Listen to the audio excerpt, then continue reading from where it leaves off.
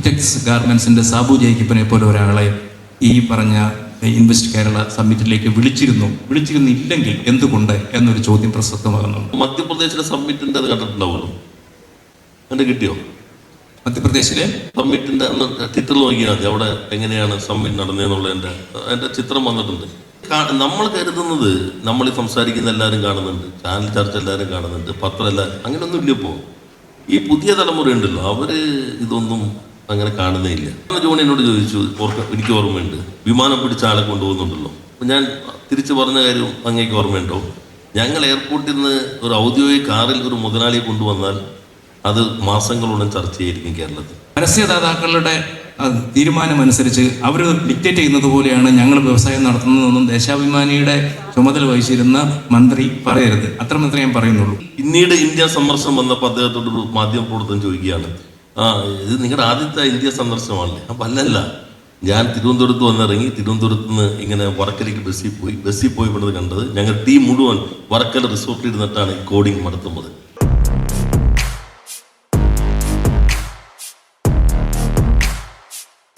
എല്ലാവർക്കും സ്വാഗതം. ഈ ഫയർ സൈഡ് ചാറ്റ് എന്നൊക്കെ പറഞ്ഞിട്ട് വളരെ ഒരു ഹോട്ട് ടോപ്പിക്കാണെന്നൊക്കെ പറയുന്നുണ്ടായിരുന്നു. ഇപ്പം ഞങ്ങൾ തമ്മിൽ ഈ മാധ്യമ സമീപനവും കേരളത്തിൻ്റെ മാറുന്ന വ്യവസായ ലോകവും ഇതിനെക്കുറിച്ചിട്ടുള്ള ഒരു തർക്കവും വഴക്കമൊക്കെയാണ് നിങ്ങൾ പ്രതീക്ഷിക്കുമെങ്കിൽ അങ്ങനെയൊന്നുള്ളൊരു യാതൊരു ഉദ്ദേശവും ഇല്ല. അത് അംഗീകരിക്കാതിരിക്കുന്ന പ്രശ്നവുമില്ല. അതുകൊണ്ട് നിങ്ങളുടെ ഈ സംരംഭം പോലെ തന്നെ ഈ വ്യവസായ വകുപ്പിൻ്റെ പുതിയ നീക്കങ്ങളെല്ലാം അതിനെ അനുമോദിച്ചുകൊണ്ട് തന്നെയാണ് ഞാൻ തുടങ്ങുന്നത്. പിന്നെ മാധ്യമ സമീപനം എന്നൊക്കെ പറയുന്നത്, കുറേ കാലം മുമ്പ് ഒ വി വിജയൻ ഒരു ഇംഗ്ലീഷ് പത്രത്തിന് വേണ്ടി EMSനെ ഇൻ്റർവ്യൂ ചെയ്യാൻ വേണ്ടി AKG സെൻറ്ററിൽ വന്നു. അപ്പോൾ അദ്ദേഹം കുറച്ച് നേരം EMSനെ കണ്ട് ഇങ്ങനെ നോക്കി നിന്നിട്ട് നമ്മുടെ കേരളത്തിൻ്റെ ഒരു പ്രത്യേക രാഷ്ട്രീയ കാലാവസ്ഥയും സമത്വബോധവും എല്ലാം അഭിമാനത്തോടു കൂടി ഓർത്തിട്ട് അദ്ദേഹം EMSനോട് വികാരാധീനനായിട്ട് പറഞ്ഞു, അതായത് ഞാൻ സഖാവിനെ, പാർട്ടിയെ കുറേ വിഷമിപ്പിച്ചിട്ടുണ്ട് എന്ന് പറഞ്ഞു. അപ്പം EMS പറഞ്ഞു, അങ്ങനെ പറയേണ്ട കാര്യമില്ല, ഞങ്ങളും കുറച്ച് വിഷമിപ്പിച്ചിട്ടുണ്ടല്ലോ എന്ന് പറഞ്ഞു. അത്രയേ ഉള്ളൂ. നമ്മൾ അങ്ങോട്ടും ഇങ്ങോട്ടും പഴയ കാര്യങ്ങളൊക്കെ ചകഞ്ഞു പോയി കഴിഞ്ഞാൽ പറയാൻ പലതും കാണും. അതിനുള്ളൊരു സമയമല്ല എന്ന് അറിഞ്ഞതുകൊണ്ട് തന്നെയാണ് ഞാനിത് തുടങ്ങുന്നത്. മനോഹരമായ ഫർണിച്ചർ ഉണ്ടാക്കുന്ന ഒരു സ്റ്റാർട്ടപ്പാണ്. അപ്പോൾ അവർ തന്നെ പറയുന്നത് 2022 തുടങ്ങി ഇത്രയും കാലം കൊണ്ട് തന്നെ ഒരു 12,000 കിലോ പ്ലാസ്റ്റിക് വേസ്റ്റ് നമ്മുടെ പറമ്പുകളിലോ അല്ലെങ്കിൽ കടലിലോ എത്തുന്നതിന് തടയാൻ അവർക്ക് കഴിഞ്ഞു എന്നുള്ളതാണ്. അപ്പോൾ അതിന് ഏറ്റവും ആകർഷിച്ച ഒരു കാര്യം, അവിടുത്തെ CEO എന്നുള്ള പോസ്റ്റ് ചീഫ് എക്സിക്യൂട്ടീവ് ഓഫീസർ അല്ല, ചീഫ് ഇക്കോ ഓഫീസറാണ്. അതുപോലെ COO എന്ന് പറയുന്നത് ചീഫ് സീറോ ഓഫീസറാണ്, സീറോ വേസ്റ്റ് എന്നുള്ള ഇതാണ്. CTO എന്ന് പറഞ്ഞാൽ ടെക്നോളജി ഓഫീസർ അല്ല, ചീഫ് ട്രാഷ് ഓഫീസറാണ്. അത് അവരുടെ സങ്കല്പം തന്നെയാണ്. അങ്ങനെ നല്ല തുടക്കങ്ങൾ ഒരുപാട് വരുന്നുണ്ടെങ്കിൽ പോലും നമ്മൾ മറ്റ് സംസ്ഥാനങ്ങളെല്ലാം വെച്ച് നോക്കുമ്പോൾ ഇപ്പോഴും സ്റ്റാർട്ടപ്പ് രംഗത്ത് കേരളത്തിലുള്ള മുടക്ക് കുറവാണ് എന്നതല്ലേ വാസ്തവം. അപ്പോൾ എന്തായാലും DYFI ഞാൻ ആദ്യം തന്നെ അഭിനന്ദിക്കുകയാണ്. ഇതൊരു നവീനമായ തുടക്കമാണ്. ഓരോ സംഘടനയും അതാത് കാലത്തെ മനസ്സിലാക്കി നിരന്തരം പുതുക്കാൻ കഴിയേണ്ടതുണ്ട്. അതിൽ കേരളത്തിലെ യുവജന സംഘടനകൾക്കാകെ മാതൃകയായി DYFI മാറിയിരിക്കുന്നതാണ്. ഇപ്പോൾ ബെന്യാമിനുണ്ട്, YLF വളരെ പ്രധാനപ്പെട്ടൊരു ഒന്നായി മാറി. ഇപ്പോൾ ഇതും എനിക്ക് തോന്നുന്നു മാധ്യമങ്ങളും ഇത്തരം കാര്യങ്ങൾ, ഈ ലഹരി മറ്റ് പ്രശ്നങ്ങളൊക്കെ വരുമ്പോൾ ഇങ്ങനൊരു സംഘടന കേരളത്തിലുണ്ട്, അവരിങ്ങനെയൊക്കെ ചെയ്യുന്നുണ്ട് എന്നത് പൊതുബോധത്തിലേക്ക് എത്തിക്കാൻ മാധ്യമങ്ങൾക്കും ഉത്തരവാദിത്വമുണ്ട് എന്നാണ് എനിക്ക് തോന്നുന്നത്. തലക്കെട്ടിൽ ഞാൻ ചെറിയൊരു മാറ്റം നിർദ്ദേശിക്കുന്നുണ്ട്. കുറച്ചു കാലം ഞാനും പത്രാധിപരായിരുന്നുണ്ട്. കേരളത്തിലെ മാറുന്ന വ്യവസായ ലോകവും മാറേണ്ട മാധ്യമ സമീപനവും, അങ്ങനെ ഒരു തലക്കെട്ടിൽ ഭേദഗതി ഞാൻ നിർദ്ദേശിക്കുന്നുണ്ട്. പത്രാധിപന്മാരുടെ ഒരു പ്രധാന ജോലി തലക്കെട്ട് കൂടി നോക്കലാണല്ലോ. അപ്പോൾ ജോണി പറഞ്ഞ ഒരു ഭാഗം വളരെ ശരിയാണ്. ഞങ്ങളും ഒ വി വിജയൻ്റെ വളരെ പ്രസക്തമായ ഒരു ഭാഗമാണ്. ഞങ്ങളെ വേദനിപ്പിച്ച കുഴപ്പമില്ല, നിങ്ങൾ കേരളത്തെ വേദനിപ്പിക്കരുത്. അതാണ് പ്രധാനം. നമ്മൾ വയ്ക്കുന്നത് രാഷ്ട്രീയമായ വിയോജിപ്പുകളാകാം, അല്ലെങ്കിൽ ഭരണ നിർവഹണത്തിലെ കുറവുകളാകാം. പക്ഷെ ഒരു നാട് ഉയരുന്നു എന്ന് പറയുമ്പോൾ ഈ നാട് മാറുന്നേ ഇല്ല എന്ന് സ്ഥാപിക്കാനേ ശ്രമിക്കാൻ പാടില്ല. പക്ഷെ നമ്മൾ ആധാരമാക്കേണ്ടത് ഫാക്ട്സാണ്, ഔദ്യോഗികമായ വിവരങ്ങൾ, ഔദ്യോഗികമായ റിപ്പോർട്ടുകൾ.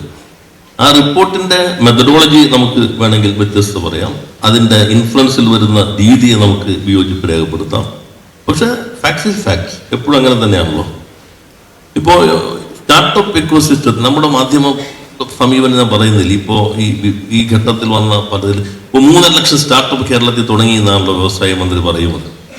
എന്നൊക്കെയാണ് ഈ നിങ്ങളുടെ ഈ മനോരമത്തിൽ ഞാൻ പറയുന്നത് എല്ലാവരും. എന്നാൽ എന്താണ് സ്റ്റാർട്ടപ്പ്, എന്താണ് MSME? നമ്മൾ MSME ആണ് പറയുന്നത്, ഇത് സ്റ്റാർട്ടപ്പാണ്. സ്റ്റാർട്ടപ്പ് എൻ്റെ വകുപ്പല്ല, മുഖ്യമന്ത്രിയുടെ വകുപ്പാണ്. സ്റ്റാർട്ടപ്പിൽ നിന്നുള്ളത് എങ്ങനെയാണ് ആശയങ്ങൾ വരുന്നത്, അതിനെങ്ങനെ ഒരു ഇക്കോസിസ്റ്റം വരും. ഞാൻ ജോലിയോട് ചോദ്യം അങ്ങോട്ട് ചോദിക്കാം. മലയാള മനോരമയുടെ വിരമിച്ച അല്ലെങ്കിൽ വളണ്ടറി റിട്ടയർമെന്റ് എടുത്ത ഒരാൾ ഒഴികെ ആരെങ്കിലും സ്റ്റാർട്ടപ്പ് വില്ലേജിൽ പോയിട്ട് ഇത്രയും കാലത്തിനുള്ളിൽ ഒരു റിപ്പോർട്ട് കൊടുത്തിട്ടുണ്ട്? പറഞ്ഞാൽ പോസിറ്റീവായിട്ടുള്ള കാര്യങ്ങൾ മാധ്യമങ്ങൾ അതിൽ ഒരു ഫോക്കസ് കൊടുക്കുന്നില്ല. പക്ഷെ എനിക്ക് തോന്നുന്നത് ഈ പറഞ്ഞത് മാധ്യമങ്ങളും പാർട്ടിയും സർക്കാരും ഒക്കെ പ്രവർത്തിച്ചു പോകുന്ന ഒരു പ്രത്യേക രീതി ഉണ്ടായിരുന്നു. അതിൽ നിന്നൊക്കെ വലിയൊരു മാറ്റം വന്നിട്ടുണ്ട് എന്നുള്ളത് സമ്മതിക്കാൻ നിർവാഹമില്ല. ഇപ്പൊ താങ്കൾ തന്നെ പറഞ്ഞ ഈ ഇൻവെസ്റ്റ് കേരള ഗ്ലോബൽ സമ്മിറ്റ്, അതിന് മാധ്യമങ്ങൾ സമീപിച്ച രീതി ഒന്ന് നോക്കുക. അതിലെ വളരെ എന്തെങ്കിലും 1-2 കാര്യങ്ങളിൽ നമുക്ക് അഭിപ്രായ വ്യത്യാസം ഉണ്ടാവുന്ന ചോദ്യങ്ങൾ ഉണ്ടാവാം, അതിനെ പറ്റി ഒരു തലക്കെട്ട് വന്നിട്ടുണ്ടാവാം. പക്ഷെ അതിന് കൊടുത്ത കവറേജ് എന്ന് പറയുന്നത് വളരെ പോസിറ്റീവായിരുന്നു. തന്നെയുമല്ല, നമ്മളുടെ സംസ്ഥാന ഗവൺമെന്റിന്റെ മാത്രമല്ലല്ലോ, ഇന്ത്യ ഗവൺമെന്റിന്റെ പ്രതിനിധികളും പ്രതിപക്ഷവും എല്ലാം പങ്കെടുത്ത ആ സമ്മിറ്റ് ഒരു വലിയ തുടക്കമായിരുന്നു, വലിയൊരു ചുവടുവയ്പ്പാണെന്ന കാര്യത്തിൽ ഒരു സംശയവുമില്ല. അതിനെ സംബന്ധിച്ച് അതുപോലെ തന്നെയാണ് കണ്ടത്. പിന്നെ ഞാനൊരു കാര്യം മന്ത്രിയോട് ചോദിക്കട്ടെ, ചില കാര്യങ്ങൾ നമ്മൾ അർഹിക്കുന്നതിൽ കൂടുതൽ പ്രാധാന്യം കൊടുത്ത് ഒരുപക്ഷെ കുറച്ച് ഇമോഷണൽ ആയിട്ട് എടുക്കുന്നുണ്ടോ എന്നെൻ്റെ ഒരു സംശയം. കാരണം ഒരുപക്ഷെ ഈ സമ്മിറ്റിന് വേണ്ടി തന്നെ മന്ത്രി ഒരുപാട് ബുദ്ധിമുട്ടിയിട്ടുണ്ടെന്ന് എനിക്കറിയാം. യാത്ര ചെയ്തും അതിൻ്റെ വേണ്ടിയിട്ട് അത് സംഘടിപ്പിക്കാൻ വേണ്ടിയുള്ള ശ്രമകരമായ ഒരു ദൗത്യം ചെയ്തതിനെ കുറിച്ചിട്ട് വ്യക്തമായിട്ട് അറിയാം, അതുകൊണ്ട് പറയാം. പക്ഷെ അങ്ങനെ ഇരിക്കുമ്പോൾ അതിൻ്റെ കണിക്കൂടെ മാത്രം നോക്കിയിട്ട് നമുക്ക് ഇങ്ങനെ ഒരു സംഭവം വന്നല്ലോ എന്ന് ആലോചിക്കുന്നതിന് മുമ്പ് മറ്റൊന്നും കൂടെ ആലോചിക്കാവുന്നതാണ്. കേരളത്തിൽ ഇപ്പോൾ ഏറ്റവും കുറവ് ആക്ഷേപങ്ങളുള്ളത് ഈ വ്യവസായ വകുപ്പിനെ കുറിച്ചല്ലേ? വ്യവസായ വകുപ്പിന് ഇപ്പൊ മാധ്യമങ്ങൾ തന്നെ നോക്കുക, ഈ വ്യവസായ വകുപ്പിനെ കുറിച്ചിട്ട് വലിയ ആക്ഷേപങ്ങൾ ഉന്നയിക്കുന്നുണ്ടോ? നമ്മൾ നോക്കുകയാണെങ്കിൽ ഇപ്പോൾ ആഭ്യന്തര വകുപ്പോ ആരോഗ്യ വകുപ്പോ പൊതുമരാമത്ത് വകുപ്പോ അത്തരം വകുപ്പുകളെ വെച്ച് നോക്കുമ്പോൾ ഈ വകുപ്പിനെ വ്യവസായ വകുപ്പിനെ കുറിച്ച് മറ്റൊരു സമീപനമാണ് ശരിക്കും ഇപ്പോൾ മീഡിയ കാണിക്കുന്നത്.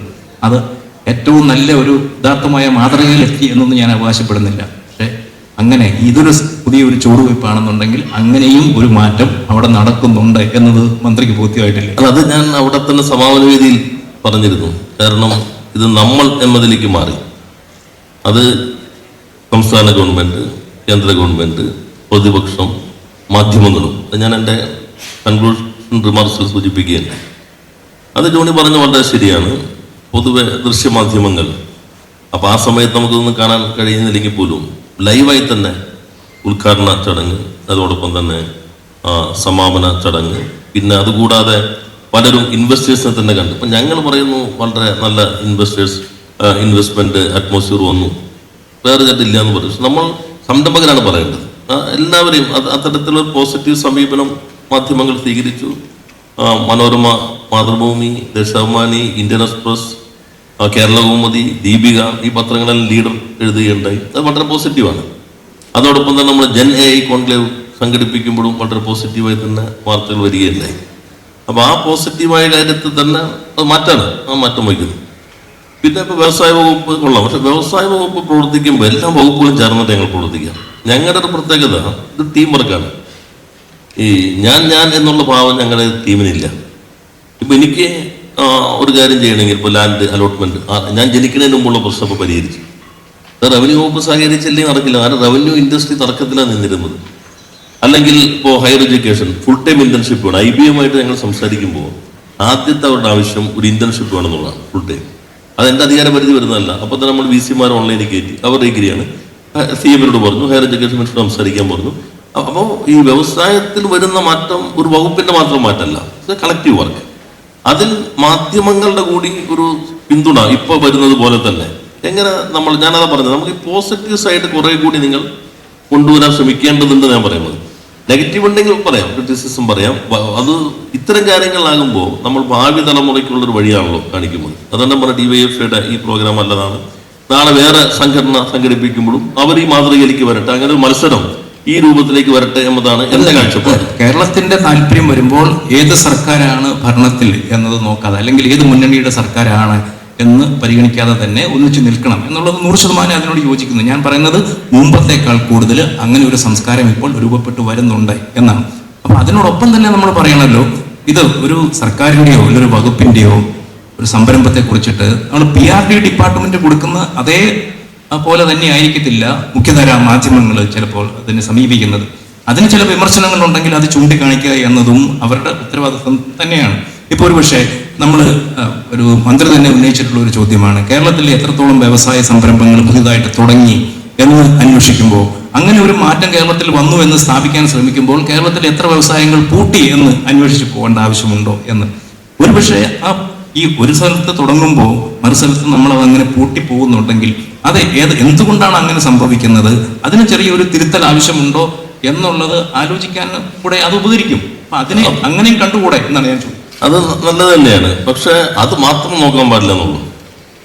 ഇപ്പൊ നിങ്ങൾ പറയുന്നത്, ഇപ്പോ ഈ സംരംഭക വർഷത്തിൽ തുടങ്ങിയിട്ടുള്ള ഒത്തിരി സംരംഭങ്ങൾ, ഇപ്പോ ജോണി ഒരു കാര്യം പറഞ്ഞല്ലോ, ഈ പ്ലാസ്റ്റിക്കിന് MLA ഓഫീസ് കളമശ്ശേരിയിൽ വന്നിട്ടുണ്ടെങ്കിൽ നിങ്ങൾ റിപ്പോർട്ടർമാരെ കാണിച്ചത് എൻ്റെ ഓഫീസിന്റെ പുറത്തിരിക്കുന്ന ഈ ചെയറല്ല, ഒരു ഡെസ്ക് ബെഞ്ചാണ് ഇട്ടിരിക്കുന്നത്. പ്ലാസ്റ്റിക്കിൽ നിന്ന് റീസൈക്കിൾ. എൻ്റെ ഓഫീസിൽ തന്നെ കളമശ്ശേരി MLA ഓഫീസിന്റെ പുറത്ത് ആളുകളിരിക്കുന്ന ആ ബെഞ്ചിലാണ് ഈ കമ്പനി പ്ലാസ്റ്റിക്കിൽ നിന്ന് മാറ്റിയിട്ടുള്ളതാണ്. അത് റിപ്പോർട്ടർമാരുടെ ഇടയ്ക്ക് പറയും, നിങ്ങൾ ഈ ബെഞ്ചിൽ ഇരിക്കേണ്ടത് ഇങ്ങനെയാണ്. അപ്പോൾ ഒരു ഇങ്ങനെ ബെഞ്ച് ഉണ്ടോ നോക്കുന്നതല്ലാതെ വാർത്തയായിട്ട് വരില്ല. എന്നാൽ പോസിറ്റീവായിട്ട് കാര്യം പറയും. ഇപ്പോൾ മനോരമ ഏറ്റവും പോസിറ്റീവായ വാർത്തകൾ കൊടുക്കുന്ന ഒരു മാധ്യമമുണ്ട് മനോരമയ്ക്ക്, ഓൺലൈൻ ഇംഗ്ലീഷ് മനോരമ. അതിലൊരു വളരെ ദൈർഘ്യമേറിയ സ്റ്റോറി ഉണ്ട്, ഇയർ ഓഫ് എന്റർപ്രൈസസ്, എങ്ങനെ തമിഴ്നാട്ടിലെ കങ്കാവ് എന്ന് പറയുന്ന ഗ്രാമം, വെളിച്ചെണ്ണ ഗ്രാമത്തെ പ്രതിസന്ധിയിലാക്കി. ഡീറ്റെയിൽ സ്റ്റോറിയാണ്. കേരളത്തിൽ എത്ര വെളിച്ചെണ്ണ മില്ല് ഈ ഒരു വർഷം കൊണ്ട് തുടങ്ങി, അതെങ്ങനെ അവിടെ 96% പ്രൊഡക്ഷൻ കുറഞ്ഞു, ഞങ്ങൾ ആത്മഹത്യയിലേക്ക് പോകേണ്ടി വരുന്നു. വളരെ ഡീറ്റെയിൽ ആയ സ്റ്റോറി ഓൺലൈൻ മനോരമ. പക്ഷെ അത് മലയാളത്തിൽ കിട്ടില്ല. ഞാൻ പറഞ്ഞ മറ്റത് പറയുമ്പോൾ എൻ്റെ അഭിപ്രായം, ഇപ്പോൾ ഇന്ത്യയിൽ 30% MSMEകൾ ആദ്യ വർഷം പൂട്ടുന്നു. കേരളത്തിൽ അത് ശരാശരി ഇപ്പോൾ 15, ഈ വർഷം 9%. എന്നാൽ ഇത് പൂട്ടാതിരിക്കാൻ വേണ്ടി ഗവൺമെന്റ് എന്തെല്ലാം കാര്യങ്ങളാണ് ചെയ്തുകൊണ്ടിരിക്കുന്നത്, അതുകൂടി നിങ്ങൾ പറഞ്ഞാലാണ് ഒരു വിവരങ്ങൾ കൈമാറുക എന്ന മാധ്യമത്തിന്റെ പ്രാഥമിക ദൗത്യം നിർവഹിക്കപ്പെടുള്ളൂ. MSME നിങ്ങൾക്കൊരു പ്രശ്നമുണ്ടോ, നിങ്ങൾ പറയുമല്ലോ ആത്മഹത്യ പരിഹാരമല്ല എന്ന് പറയുന്ന പോലെ തന്നെ, നിങ്ങൾ പ്രതിസന്ധി ഉണ്ടോ, നിങ്ങൾ വിഷമിക്കേണ്ട. സർക്കാർ എല്ലാ ജില്ലയിലും ഇപ്പൊ MSME ക്ലിനിക് തുടങ്ങിയിട്ടുണ്ട്, അവിടെ പോകാം. നിങ്ങൾക്കിനി GST റിട്ടേൺ അടയ്ക്കാൻ അറിയില്ലേ, വിഷമിക്കേണ്ട. എല്ലാ മാസത്തിന്റെ ഒരു ശനിയാഴ്ച നമ്മുടെ ചാർട്ടേഡ് അക്കൗണ്ട്സ് സംഘടന ICAI സൗജന്യമായി നിങ്ങൾക്കൊരു സഹായം നൽകുന്നു. നിങ്ങളുടെ ഉൽപ്പന്നം വിൽക്കാൻ നിങ്ങൾക്ക് ബുദ്ധിമുട്ടുണ്ടോ, വിഷമിക്കേണ്ട. സർക്കാർ ഇപ്പോൾ സ്റ്റോർ വഴി പ്രാദേശികമായി വിൽക്കാം. മറ്റത് പറഞ്ഞിട്ട് ഇതുകൂടി പറയുമ്പോൾ ഇതിലേക്ക് എത്തും. ഞാൻ പറഞ്ഞത് ഇത്തരം കാര്യങ്ങൾ വിശദീകരിക്കാനുള്ളൊരു അവസരം കൂടി പലപ്പോഴും മാധ്യമങ്ങളുടെ വിമർശനങ്ങൾ തരുന്നുണ്ട് എന്ന് മാത്രമാണ് ഉദ്ദേശിച്ചത്. പക്ഷേ ഇപ്പോഴത്തെ മാധ്യമങ്ങളുടെ രീതി അനുസരിച്ച് ഒരു ദിവസം കൊണ്ട് ഇതുപോലൊരു വലിയ മാറ്റം ഉണ്ടാവുമെന്ന് ഞാൻ കരുതുന്നില്ല. പക്ഷേ അതും ഉണ്ടാകുന്നുണ്ട് എന്നുള്ള സൂചനകൾ നമുക്ക് കിട്ടിക്കഴിഞ്ഞു. പ്രത്യേകിച്ചും ഈ കേരള ഇൻവെസ്റ്റ്മെന്റ് ഗ്ലോബൽ സമ്മിറ്റിന്റെ കവറേജിന്റെ അത് വളരെ വ്യക്തമായിരുന്നു. ഇപ്പോഴും ഞാൻ ചോദിക്കട്ടെ, ചില കാര്യങ്ങളിൽ നമ്മളിപ്പോൾ പറയുമ്പോൾ തന്നെ സ്റ്റാർട്ടപ്പ് രംഗത്ത് വലിയ ഒരു മാറ്റം വന്നു എന്ന് പറയുന്നു. ഞാൻ മുമ്പ് ചോദിച്ചല്ലോ, എൻ്റെ കേരളത്തിലെ മുടക്ക് എന്ന് പറയുന്നത് കുറവാണ്. അതുപോലെ തന്നെ നമുക്ക് ബാംഗ്ലൂരിലൊക്കെ കിട്ടുന്ന തരത്തിലുള്ള ഒരു ഫൈനാൻഷ്യൽ നോളജിൻ്റെ ഒരു കുറവ് കൂടിയുണ്ട്. ഉദാഹരണം പറഞ്ഞു കഴിഞ്ഞാൽ, ഇവിടുത്തെ ചില സ്റ്റാർട്ടപ്പ് സംരംഭങ്ങളൊക്കെ തുടങ്ങിയിട്ട് അവർ ഇക്വിറ്റി വളരെ വേഗം തന്നെ ഡൈല്യൂട്ട് ചെയ്യും. ഒരു 10-15% ഡൈല്യൂട്ട് ചെയ്യുന്നത് നമുക്ക് മനസ്സിലാക്കാം. പക്ഷേ അത് പെട്ടെന്ന് തന്നെ ഒരു 30% ഡൈല്യൂട്ട് ചെയ്ത് കഴിഞ്ഞാൽ പിന്നെ ആരും ഇതിൽ ഇൻവെസ്റ്റ് ചെയ്യാനായിട്ട് തയ്യാറാവില്ല. അത് പലപ്പോഴും അതിനെക്കുറിച്ചുള്ള ഒരു അറിവിൻ്റെ കുറവ് കൊണ്ടാണ് എന്ന് തോന്നിയിട്ടുണ്ട്. പിന്നെ നമ്മൾ വേറൊരു കാര്യം വിചാരിച്ചു കഴിഞ്ഞാൽ, ഇപ്പോൾ B2C, ഇപ്പോൾ ബിസിനസ് ടു കസ്റ്റമർ, അങ്ങനത്തെ മോഡലിലുള്ള ചില സംരംഭങ്ങൾ ആദ്യമായിട്ട് കേരളത്തിൽ തുടങ്ങിയിട്ടുണ്ട്. പക്ഷെ അങ്ങനെ തുടങ്ങിയ സംരംഭങ്ങൾ തന്നെ ഇപ്പോൾ വളരെ മുന്നിൽ കാണുന്നില്ല. കാരണം എന്ന് വെച്ച് കഴിഞ്ഞാൽ, ഈ സൊമാറ്റോ, സ്വിഗ്ഗി പോലത്തെ വലിയ മൂലധനം മുടക്കുള്ള സംരംഭങ്ങൾ വന്ന് ഇതിനെ അങ്ങോട്ട് തകർത്ത് കളയുന്നത് പോലെയാണ്. അപ്പൊ അത്തരം ചില കാര്യങ്ങൾ ഈ രംഗത്ത് നിലനിൽക്കുന്നത്, അതിപ്പോൾ ഒരുപക്ഷെ മാധ്യമങ്ങൾ ശ്രദ്ധിച്ചു വരുന്നതേ ഉള്ളൂ. കൂടുതലായിട്ട് അതിനെക്കുറിച്ചുള്ള അവയർനെസ് ഉണ്ടാക്കുന്ന തരത്തിലുള്ള മാധ്യമ ശ്രദ്ധ ഉണ്ടാവും എന്നാണ് ഞാൻ കരുതുന്നത്. അപ്പൊ മന്ത്രി ഇക്കാര്യങ്ങൾ ശ്രദ്ധിച്ചിട്ടുണ്ടോ ഇത്തരത്തിൽ? അതിൽ ഒരു ഭാഗം ഞങ്ങൾ കണ്ടു. പക്ഷെ ഇന്ത്യയിലെ ഏറ്റവും one of the best ecosystem കേരളത്തിലാണെന്ന് ഔദ്യോഗികമായി തന്നെ അംഗീകരിക്കപ്പെട്ടുള്ളത്. ഏഷ്യയിലെ അഫോർഡബിൾ ഇക്കോസിസ്റ്റം. അപ്പോൾ ചിലത് പറയും ഇവിടെ കാശ് കുറവിന് ആളെ കിട്ടും. അല്ല, ഇവർക്ക് ഇവിടെ തന്നെ ഒരു reverse migration is also happening. അതിലിപ്പോൾ കുറച്ച് പ്രശ്നങ്ങളുണ്ടായിരുന്നു. അതെന്താണ്, ഞങ്ങൾ തന്നെ ഇടയ്ക്ക് മുഖ്യമന്ത്രി കൂടി ഞാൻ തന്നെ ഇവരായിട്ട് ആശയവിനിമയം നടത്തിയിട്ടുണ്ടായി. പ്രോട്ടോടൈപ്പ് വികസിപ്പിക്കുന്നതിൻ്റെ പ്രശ്നം, സ്പെസിഫിക് ടാലന്റ് ഒരു ഘട്ടം കഴിയുമ്പോൾ കിട്ടാതെ, ഒരു ഘട്ടം കഴിയുമ്പോൾ വികസിക്കുന്നതിൽ ചെറിയ പ്രശ്നങ്ങൾ കേരളത്തിലുണ്ടായിരുന്നു എന്ന് ഞങ്ങൾ തന്നെ റെക്കഗ്നൈസ് ചെയ്തിട്ടുണ്ട്. അത് മാറ്റുമ്പോൾ ഇപ്പോൾ ഹഡൽ കണ്ടില്ലേ, ഇപ്പോൾ ഒരു വലിയ ലോകം ശ്രദ്ധിക്കുന്ന ഉത്സവമായിട്ട് മാറിയില്ലേ സ്റ്റാർട്ടപ്പുകൾ, ലോകത്തിലെ തന്നെ പ്രധാനപ്പെട്ട ഉത്സവമായി മാറി. അപ്പോൾ നല്ലൊരു മാറ്റം വന്നിട്ടുണ്ട്. അപ്പോൾ അതിൽ മാധ്യമ സമീപനത്തിൽ വരേണ്ട ഒരു കാര്യം, കേരളത്തിൽ നിന്ന് വികസിച്ചിട്ടുള്ള സ്റ്റാർട്ടപ്പുകൾ ഇവർ തന്നെ അവാർഡ് കൊടുക്കുന്നുണ്ട്. നമ്മുടെ നാട്ടിൽ തന്നെ പണ്ട് അനുപമ്പിയൊക്കെ വന്നിട്ടുണ്ട്, അവർ കുറേ ഇനീഷ്യേറ്റീവ്സ് എടുക്കുന്നുണ്ട്. ഞാൻ ഒരു കാര്യം പറയപ്പോൾ, പണ്ട് നമ്മുടെ മാധ്യമങ്ങളിലെ ഒരു ഘട്ടത്തിലാണ് ഹ്യൂമൻ ഇൻട്രസ്റ്റ് സ്റ്റോറി എനിക്ക് വരുള്ളൂ. സാധാരണ പണ്ടൊക്കെ ഞങ്ങൾ ദേശാമനുള്ള ഒരു ബോധപൂർവ്വം ഫസ്റ്റ് പേജിൽ, മനോരമയാണ് അതൊക്കെ ആദ്യം തുടങ്ങുന്നത്, ഫസ്റ്റ് പേജിൽ ഒരു ഹ്യൂമൻ ഇൻട്രസ്റ്റ് സ്റ്റോറി കൂടി പ്ലേസ് ചെയ്യണം. അപ്പോൾ വേണമെങ്കിൽ തോന്നാം ഈ ജോസ് ചാക്കോ പെരിയപ്പുറത്തിന് ഈ സർജിക്കൽ ബ്ലേഡ് കൊടുക്കാൻ വന്ന ഒരു ചെറുപ്പക്കാരൻ, കമ്പനിയിലെ തൊഴിലാളി, എങ്ങനെ ഒരു വലിയ സ്ഥാപനത്തിലേക്ക് എത്തി. ഞാൻ തന്നെ ഒരു കൈരളിയുടെ അവാർഡ് ദാനത്തിലാണ് അയാളുടെ അനുഭവം പറയണ കേട്ടത്. ഇപ്പോൾ വലിയൊരു സ്ഥാപനത്തിലേക്ക് എത്തിയിരിക്കുന്നു. ഇപ്പോൾ വ്യവസായ വകുപ്പ് തുടർച്ചയായി ജോലി പറഞ്ഞു ഞങ്ങളുടെ ഒരു ഓട്ടം ഇതൊക്കെ ഉണ്ടല്ലോ. ഇപ്പോൾ 24% മെഡിക്കൽ ഡിവൈസ് ഇൻഡസ്ട്രിയുടെ ടേൺ ഓവർ കേരളമാണ് നൽകുന്നതെന്ന് ഒരു മീഡിയം പുറത്തു കൊണ്ടുവന്നിരുന്നില്ല. ലോകം ഉപയോഗിക്കുന്ന ബ്ലഡ് ബാഗിന്റെ 12% കേരളത്തിൻ്റെയാണ്. ഇപ്പം ഇങ്ങനെയുള്ള കുറേ പ്രശ്നങ്ങളുണ്ട്. അപ്പോൾ ഞാൻ പറഞ്ഞത് ആ ഇക്കോസിസ്റ്റം ഈ സ്റ്റാർട്ടപ്പിൽ നിന്നാണ് ഇത് പലതും വികസിച്ചേക്കുന്നത്. നമ്മൾ മെഡിക്കൽ ഡിവൈസ് എടുത്തു കഴിഞ്ഞാലും അതോടൊപ്പം തന്നെ ഈ ഇത്തരത്തിലുള്ള പുതിയ എമർജിങ് ഈ കട്ടേജ് ടെക്നോളജിയുടെ ഒക്കെ എടുത്തു കഴിഞ്ഞാലും അതിൽ വലിയൊരു മാറ്റം വന്നിട്ടുണ്ട്. നമ്മുടെ ഈ ഹ്യൂമൻ റിസോഴ്സസിൻ്റെ അതുപോലുള്ള തലങ്ങളിൽ മാറ്റം വന്നിട്ടുണ്ട്. പിന്നെ കേരളത്തിൻ്റെ ഒരു പ്രധാനപ്പെട്ട ഒന്ന്, ഇപ്പോൾ നമ്മുടെ ട്രാവിസ് കലാനിക് യൂബർ, അതൊരു കൗതുക വാർത്തയായിരുന്നു. യൂബറിൻ്റെ ഒരു പ്രധാനപ്പെട്ട 2007-08 ആ പ്രോഗ്രാം കോഡ് ചെയ്യാൻ വന്നിരുന്ന സ്ഥലം എവിടെയാണ്? ജോണി പോലും ചിലപ്പോൾ ശ്രദ്ധിച്ചിട്ടുണ്ടാവില്ല, ഇല്ലല്ലോ. വർക്കല ബീച്ചിലിരുന്നിട്ടാണ് പ്രോഗ്രാം കോഡ് ചെയ്യുന്നത്. ഒരു മാസം ട്രാവിസും സംഘവും ഒരു മാസം വർക്കല ബീച്ചിൽ വന്നിരുന്നിട്ടാണ്. തിരുവനന്തപുരത്ത് അദ്ദേഹം വർക്കലേക്ക് ബസ്സിലാണ് പോണേ. ആദ്യമായിട്ടാണ് ബസ്സിൽ കയറുന്നത്. ബസ്സിൽ കയറി കഴിഞ്ഞപ്പോഴാണ് ഈ ട്രാവലിൻ്റെ ഇത് കൂടി നോക്കിയാലോ, അത് ഒരു യൂട്യൂബർ അദ്ദേഹത്തിന്റെ ഡൽഹിയിൽ പിന്നീട് ഇന്ത്യ സന്ദർശനം വന്നപ്പോൾ അദ്ദേഹത്തോട് ഒരു മാധ്യമ പ്രവർത്തനം ചോദിക്കുകയാണ്, ഇത് നിങ്ങളുടെ ആദ്യത്തെ ഇന്ത്യ സന്ദർശനമാണല്ലേ? അപ്പം അല്ലല്ല, ഞാൻ തിരുവനന്തപുരത്ത് വന്നിറങ്ങി, തിരുവനന്തപുരത്ത് നിന്ന് ഇങ്ങനെ വർക്കലേക്ക് ബസ്സിൽ പോയി പെടുന്നത് കണ്ടത് ഞങ്ങൾ ടീം മുഴുവൻ വർക്കല റിസോർട്ടിൽ ഇരുന്നിട്ടാണ് ഈ കോഡിങ് നടത്തുന്നത്. ഇത് ശരിക്കും ലോകം അറിയണ്ട. അപ്പോൾ ഞാൻ ഈ മീറ്റിലും ഞാൻ ചുമതല എടുത്തതിന് ശേഷം ഡൽഹി ഇന്ത്യൻ എക്സ്പ്രസിൽ കൊടുത്ത ഫുൾ പേജ് അഭിമുഖത്തിലും പറഞ്ഞൊരു കോൺസെപ്റ്റ് ഉണ്ട്, വർക്ക് ഫ്രം കേരള. അത് ഏറ്റവും നല്ല ഉദാഹരണം. അത് സ്വസ്ഥമായിട്ട് ഇവിടെ ഇരുന്ന് ഒരു പ്രോഗ്രാം ചെയ്യാൻ യൂബറിന്റെ CEO ഫൗണ്ടർ പറയുകയാണ്, this is one of the best place. അപ്പൊ അതൊരു കൗതുക വാർത്തയായിട്ട് പോലും നമ്മൾ വരുന്നില്ല, മാറ്റം വരുന്നുണ്ട്. അപ്പൊ അത്തരം കാര്യങ്ങൾ കൂടി വരുമ്പോൾ സ്റ്റാർട്ടപ്പ് ഇക്കോസിസ്റ്റവും കുറെ കൂടി നമുക്ക് മെച്ചപ്പെടുന്നത്. വെഡിങ് ഡെസ്റ്റിനേഷൻ ആയിട്ട് കേരളത്തെ ഉയർത്തി കാണിക്കുന്നത് പോലെ തന്നെ ഇവിടെ വന്നിരുന്ന് സ്വസ്ഥമായിട്ട് ചിന്തിച്ച് ആശയങ്ങൾ കണ്ടെത്തുക എന്നുള്ള ആ ആശയം വിൽക്കുക എന്നുള്ളതാണ് മന്ത്രി ഉദ്ദേശിക്കുന്നത്. അപ്പം ഞാൻ ഒരു കാര്യം വീണ്ടും വ്യക്തമാക്കട്ടെ. ഇപ്പം ഞങ്ങളെ സംബന്ധിച്ചിടത്തോളം ഒരു മാധ്യമം എന്ന് പറയുന്നത് അതൊരു വ്യവസായമാണ്. അവിടെ കേരളത്തിലെ വ്യവസായം മെച്ചമാകുകയും ഈ ആരോഗ്യകരമായിട്ടുള്ള സ്ഥാപനങ്ങൾ ഇവിടെ ഉണ്ടാവുകയും അവർക്ക് പണം ഉണ്ടാവുകയും ഒക്കെ ചെയ്താലേ ഉള്ളൂ ഞങ്ങളുടെ മാധ്യമങ്ങൾക്ക് നിലനിൽക്കാൻ ആവശ്യമായിട്ടുള്ള പരസ്യം കിട്ടുകയുള്ളൂ. അതുകൊണ്ട് വ്യവസായം വളരണം എന്ന് തന്നെയാണ് ഞങ്ങളുടെ ആഗ്രഹവും. അങ്ങനെ പറയുമ്പം പിന്നെ മാറി നിന്നിട്ട് പരസ്യദാതാക്കളുടെ തീരുമാനമനുസരിച്ച് അവർ ഡിക്റ്റേറ്റ് ചെയ്യുന്നത് പോലെയാണ് ഞങ്ങൾ വ്യവസായം നടത്തുന്നതെന്നും ദേശാഭിമാനിയുടെ ചുമതല വഹിച്ചിരുന്ന മന്ത്രി പറയരുത്. അത്രമാത്രമേ ഞാൻ പറയുന്നുള്ളൂ. ഒരു കാര്യം കൂടെ ഞാൻ പറയട്ടെ. ഇപ്പം നമ്മൾ ഇതിനെക്കുറിച്ചൊക്കെ ചർച്ച ചെയ്യുമ്പോൾ പ്രതിപക്ഷ നേതാവ് അവിടെ പറഞ്ഞ ഒരു കാര്യമുണ്ട്, ഞങ്ങൾ ഒരു ഹർത്താലും നടത്തുന്നില്ല. ഇപ്പോൾ ഞങ്ങൾ ഭരണത്തിൽ വരികയാണെന്നുണ്ടെങ്കിൽ നിങ്ങളുടെ സമീപനം അങ്ങനെ ആയിരിക്കും എന്ന് പറയാൻ കഴിയുമോ എന്ന്.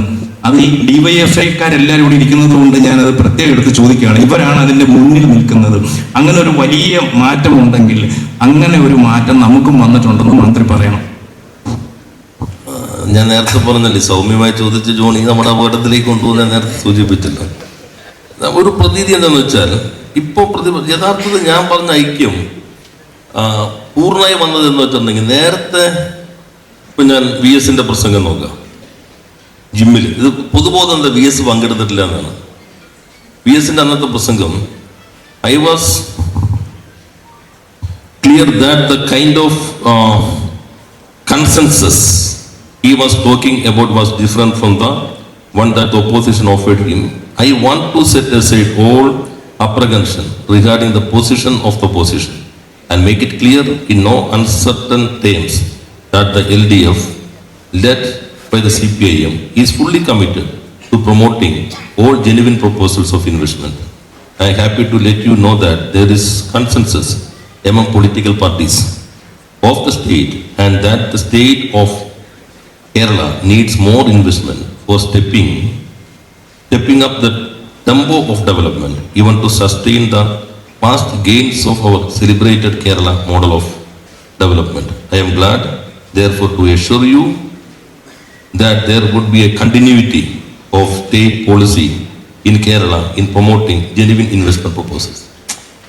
ഇത് ആദ്യമായിട്ടല്ല, പക്ഷെ ഞാൻ ഇതെല്ലാം നമ്മുടെ ഇടയിൽ ആ സമയത്തായി ഞങ്ങളും വന്ന് അന്നത്തെ എതിർപ്പും ജോണിക്ക് വളരെ ചരിത്രബോധമുള്ള മാധ്യമ പ്രവർത്തനം എന്നാൽ അറിയാം. അന്നത്തെ എതിർപ്പ് മനോരമയിൽ വന്ന എതിർപ്പുകൾ ഞാനിപ്പോ അത് വായിച്ച് നമ്മൾ ഈ ഐക്യം ബുദ്ധിമുട്ടുണ്ട്. ഇങ്ങനെ പോയാൽ നമ്മൾ വിഴിഞ്ഞ പദ്ധതിയെ കുറിച്ചിട്ട് അതെ സർക്കാരിന്റെ അടുത്ത നിലപാടിനെ കുറിച്ചൊക്കെ നമുക്ക് പറയേണ്ടത്. അന്നത്തെ ഞാൻ ആ മാറ്റം അംഗീകരിച്ചുകൊണ്ട് ഞാൻ ചോദിക്കുകയാണ്, ആ മാറ്റം ഉണ്ടെന്നുള്ളത് എല്ലാവരുടെയും മുമ്പിൽ വ്യക്തമാക്കാൻ. കാരണം നമുക്കും അങ്ങനെ ഒരു മാറ്റം വന്നിട്ടുണ്ട്. ഞാൻ മുമ്പ് നടന്ന കാര്യങ്ങൾ, ഇപ്പം നിങ്ങൾ കൊയ്ത്ത് യന്ത്രത്തെ എന്നെ എതിർത്തു, അല്ലെങ്കിൽ കമ്പ്യൂട്ടറിനെ എതിർത്തു, അത് കഴിഞ്ഞാണ് അത് മാറ്റിയത്. ഞാൻ പറഞ്ഞത് മാറ്റിയതെന്നുള്ളതിനെ വളരെ പോസിറ്റീവായിട്ട് കാണുന്ന ഒരാളാണ് ഞാൻ. അല്ലാതെ അന്ന് അത് ചെയ്തില്ലല്ലോ എന്ന് വിചാരിച്ചിട്ട് നിരന്തരം ഇവിടുന്നതിനൊന്നും ഞാൻ അനുകൂലിക്കുന്നില്ല. പക്ഷെ മാറ്റം ഉണ്ടെങ്കിൽ ആ മാറ്റം അങ്ങനെ ഒരു മാറ്റം വന്നിട്ടുണ്ട്. അത് നമ്മൾ പ്രതിപക്ഷത്തിരുന്നാലും ബാധകമാണ്. എന്നാലേ ഉള്ളൂ ആളുകൾ അതിന്റെ ആ മെസ്സേജ് അതുപോലെ എടുക്കൂ എന്നാണ് എൻ്റെ തോന്നൽ. അതാണ് ഞാൻ പറഞ്ഞത്, അന്നത്തെ പ്രതിപക്ഷം പറഞ്ഞത്. പക്ഷെ അന്ന് തർക്കം എവിടെയായിരുന്നു എന്നുള്ള ജോണിക്ക് ഓർമ്മയുണ്ടല്ലോ. അതിന്റെ വ്യവസ്ഥകൾ സംബന്ധിച്ചായിരുന്നു ഞങ്ങളുടെ തർക്കമല്ല. അന്നത്തെ റവന്യൂ മന്ത്രി അടൂർ പ്രകാശിന്റെ സ്റ്റേറ്റ്മെന്റ്, അന്നത്തെ MLA-മാർ, ഇപ്പോഴത്തെ പ്രധാനപ്പെട്ട നേതാക്കന്മാർ ഉൾപ്പെടെയുള്ള ആളുകൾ ജിമ്മുമായി ബന്ധപ്പെട്ട് നടത്തിയ സ്റ്റേറ്റ്മെന്റുകളെല്ലാം ചരിത്രബോധമുള്ള മാധ്യമ പ്രവർത്തനത്തിൽ ജോണിയുടെ ഓർമ്മയിൽ ഉണ്ടാവും. ഞാനതിപ്പോൾ വീണ്ടെടുക്കുന്നില്ല. എന്നാൽ പൊതുവെ കൺസെൻസസ് ഞങ്ങളിപ്പോൾ ആലോചിക്കുമ്പോൾ ഇപ്പോൾ മുഖ്യമന്ത്രി തന്നെ ഈ 3-ാം തീയതി ഇതുമായി സഹകരിച്ച സംഘടനകളുടെ യോഗം വിളിക്കുന്നുണ്ട്. Confederation of Indian industries, FICCI, CIA, അതോടൊപ്പം തന്നെ സ്മോൾ സ്കെയിൽ ഇൻഡസ്ട്രീസ് അസോസിയേഷൻ, പിന്നെ പ്രധാനപ്പെട്ട നമ്മൾ 48 സെഷനുകൾ ഉണ്ടായിരുന്നല്ലോ, അതിൻ്റെ ആളുകൾ അത് വിളിക്കുന്നുണ്ട്. അതോടൊപ്പം ട്രേഡ് യൂണിയനുകളും വിളിക്കുന്നുണ്ട്. മുഖ്യമന്ത്രി തന്നെ ട്രേഡ് യൂണിയനുകൾ ഇതിൽ പങ്കെടുക്കുകയുണ്ടായി. അത് പ്രധാനപ്പെട്ടതാണ്. അവരും ഒരു പിന്തുണ നൽകിയിട്ടുണ്ട്. അതെങ്ങനെ കുറച്ചുകൂടി ഈ പറഞ്ഞ പോലെ, ജോണി പറഞ്ഞ പോലെ, എങ്ങനെ നമുക്ക് കുറെ കൂടി ഒരു മെസ്സേജ് നൽകാൻ കഴിയുന്ന രൂപത്തിൽ ഞാൻ അവിടെയും ഒരു കാര്യം ഞാൻ ഇതിലെല്ലാം പറഞ്ഞു. ഇന്ത്യയിലെ കഴിഞ്ഞ ഹിന്ദുവിൻ്റെ റിപ്പോർട്ടുണ്ടായിരുന്നു, യൂണിയൻ ലേബർ മിനിസ്റ്റർ. ഇന്ത്യയിൽ കഴിഞ്ഞ 1.5 ദശകം നടന്ന പണിമുടക്കങ്ങൾ 28% തമിഴ്നാട്ടിലാണ്, 17% മഹാരാഷ്ട്രയാണ്, 11% ഗുജറാത്താണ്. കേരളം ആക്ച്വലി അതിലില്ല. പക്ഷേ നമ്മൾ പൊതുബോധം നിൽക്കുന്നുണ്ട്. നമ്മൾ തമ്മിൽ ആദ്യം ഞാൻ മന്ത്രിയായ ശേഷം ജോണിയുടെ അടുത്തായിരുന്നത്, ജോണിയുടെ ഹോട്ട് സീറ്റിലിരുന്നത്. അന്ന് ജോണി എന്നോട് ചോദിച്ചു, എനിക്ക് ഓർമ്മയുണ്ട്, വിമാനം പിടിച്ച ആളെ കൊണ്ടുപോകുന്നുണ്ടല്ലോ. അപ്പം ഞാൻ തിരിച്ചു പറഞ്ഞ കാര്യം അങ്ങേക്ക് ഓർമ്മയുണ്ടോ? ഞങ്ങൾ എയർപോർട്ടിൽ നിന്ന് ഒരു ഔദ്യോഗിക കാറിൽ ഒരു മുതലാളിയെ കൊണ്ടുവന്നാൽ അത് മാസങ്ങളോളം ചർച്ചയായിരിക്കും കേരളത്തിൽ. ഇത് പോസിറ്റീവായിട്ട് കാണുന്നുള്ളൂ. അന്ന് ഞാൻ പറഞ്ഞു, ഒരു കാര്യം ജോണി നോക്കിക്കോളൂ, കേരളത്തിലേക്ക് വിമാനം പിടിച്ച ആളുകൾ ഇങ്ങോട്ട് വരും, ഞങ്ങൾ വിമാനം അങ്ങോട്ട് അയക്കേണ്ടതില്ല.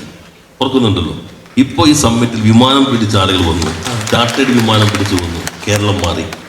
പോയി എന്ന് പറഞ്ഞ ആളുകൾ ഇവിടെ ഉള്ളതൊന്നും കൊണ്ടുപോയിട്ടില്ല, വേറെ ഒന്ന് തുടങ്ങുന്നു എന്ന് മാത്രമേ ഉള്ളൂ. അപ്പൊ ആ മാറ്റം വരുന്നുണ്ട്.